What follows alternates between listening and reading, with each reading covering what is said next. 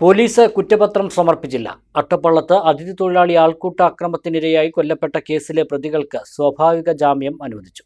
റിമാൻഡിൽ 90 ദിവസം പൂർത്തിയാക്കിയ സാഹചര്യത്തിലാണ് മണ്ണാർക്കാട് പട്ടികജാതി പട്ടികവർഗ പ്രത്യേക കോടതി ജാമ്യം അനുവദിച്ചത്.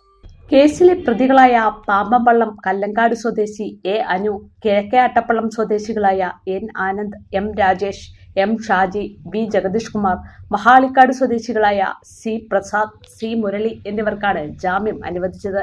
കേസിൽ 6ാം പ്രതിയായിരുന്ന വിനോദ് തൂങ്ങി മരിച്ചിരുന്നു. 2025 ഡിസംബർ 17 വൈകിട്ടാണ് ഈസ്റ്റ് അട്ടപ്പള്ളത്ത് ഛത്തീസ്ഗഡ് സ്വദേശി രാംനാരായൺ ഭാഗൽ ആൾക്കൂട്ടാക്രമണത്തിനിരയായത്. ജില്ലാ ആശുപത്രിയിൽ ചികിത്സയിലിരിക്കെ മരിച്ചു.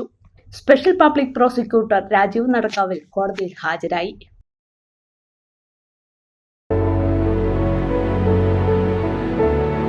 ചില കരുതലുകൾ ബന്ധങ്ങൾ പോലെ അമൂല്യങ്ങളാണ്.